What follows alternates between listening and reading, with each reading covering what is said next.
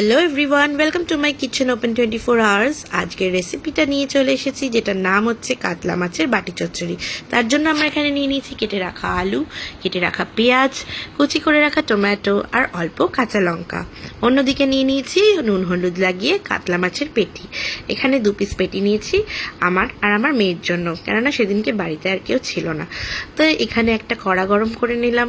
কড়াটার মধ্যে দিয়ে দিলাম সর্ষের তেলটা গরম হতে তার মধ্যে এক এক করে মাছের পিসগুলো ছেড়ে দিচ্ছি। ছেড়ে দেওয়ার পর এপিট ওপিট ভালো করে মাছগুলোকে ভেজে আমরা তুলে নেব। এই যে আমার মাছ ভাজা রেডি।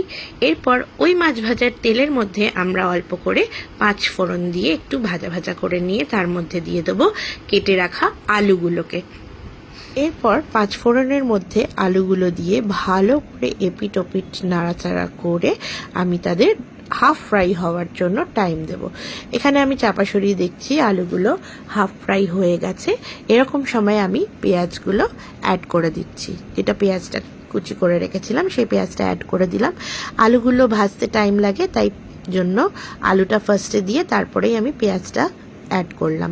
এরপরে আমি দিয়ে দিলাম স্বাদ মতন লবণ, কাঁচা লঙ্কা এবং কুচি করে রাখা টমেটোগুলো দিয়ে আবার ভালো করে এপিট ওপিট করে নাড়াচাড়া করে নিয়ে একটা ঢাকা চাপা দিয়ে দিলাম। রান্নাটা চাপা দিয়ে করলে ভালো মতন সেদ্ধ হবে। তারপরে ঢাকা সরিয়ে তার মধ্যে আমি দিয়ে দিচ্ছি হলুদ গুঁড়ো, দিয়ে আবার ভালো করে মিক্স করে নিচ্ছি যাতে হলুদটা চারিদিকে ঠিকঠাকভাবে মেখে যায়। আবার ঢাকা দিয়ে দিলাম। এরপরে ঢাকা সরিয়ে আবার দেখছি যে আমার রান্নাটা অলমোস্ট হয়েই এসছে, সেদ্ধ হয়ে গেছে। এরকম সময় আমি কিছুটা জল অ্যাড করব। রান্নাটা একটু ঝোলঝোল হবে, কেননা এটা আমরা ভাত দিয়ে খাবো, তাই আমরা একটু ঝোলঝোলই রাখবো।